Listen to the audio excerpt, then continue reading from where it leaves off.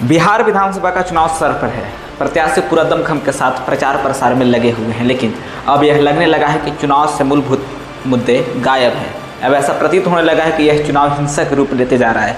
बजाते कि रोजगार, शिक्षा, स्वास्थ्य और विकास की बातें न करके जातिगत मुद्दे और हिंसक मुद्दे सामने आने लगे हैं। पटना जिले के मोकामा टाल इलाके के बाहुबली दुलारचंद यादव की गुरुवार को गोली मारकर हत्या कर दी गई। यह घटना भदौर के बसावनचक गांव के पास जन स्वराज पार्टी के प्रत्याशी पीयूष प्रियदर्शी के चुनाव प्रचार के दौरान हुई।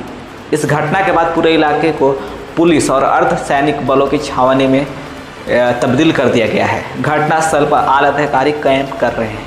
दुलारचंद यादव घोसवारी के तारतार गांव के रहने वाले थे। इधर दुलारचंद यादव की बहू और अन्य परिजनों ने हत्या करने का आरोप एनडीए प्रत्याशी अनंत सिंह एवं उनके समर्थकों पर लगाया है। परिजनों का कहना है कि पैर में गोली मारने के बाद उनके शरीर पर गाड़ी चढ़ाई गई है। इस मामले में दुलारचंद के पोते के बयान पर अनंत सिंह, उनके दो भतीजे रणवीर और करमवीर के अलावा छोटन सिंह व कंजय सिंह समेत कई अज्ञात लोगों पर हत्या का मामला दर्ज किया गया है। आरोप प्रत्यारोप में क्या है?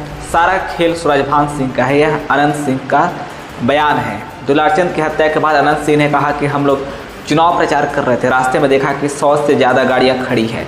हम लोग समझे कि कोई और वोट मांग रहा है। इसके बाद हम लोग आए तो वे लोग मुर्दाबाद का नारा लगाने लगे। हमने किसी को कुछ भी बोलने से मना किया और हम लोग 30 गाड़ियाँ लेकर आगे बढ़ गए और 10 गाड़ियाँ पीछे रह गई। उनमें रहे हमारे समर्थकों को मारना पीटना शुरू कर दिया। अनंत सिंह ने यह कहा कि सूरजभान का यह खेला था कि किसी तरह से मारपीट हो जाए। पूरा खेल सूरजभान सिंह का है। वह दुलारचंद को अब इसलिए साथ रखे थे ताकि उससे गाली गलौज कराई जा सके। सबसे पहले दुलारचंद ने ही हाथ छोड़ा था। गाड़ियों को बुरी तरह क्षतिग्रस्त किया गया एवं एक गाड़ी वहीं छोड़नी पड़ी। मोकामा से सूरजभान सिंह की पत्नी राजद प्रत्याशी वीना देवी ने बताया कि अनंत सिंह के सारे आरोप बेबुनियाद हैं।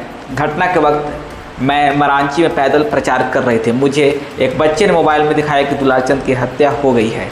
मैं चुनाव आयोग से मांग करती हूं कि अनंत सिंह का नामांकन रद्द हो। इस घटना में मेरा और मेरे पति का कोई हाथ नहीं है। पीयूष प्रियदर्शी व उसके समर्थक और परिजनों से पूछताछ में सच्चाई सामने आएगी। एसएसपी कार्तिकेय शर्मा ने कहा कि पूरे मामले की एफएसएल से जांच कराई गई है। ग्रामीण एसपी ने खुद घटनास्थल का निरीक्षण किया है। आसपास लगे सीसीटीवी कैमरे का फुटेज मांगा जा रहा है।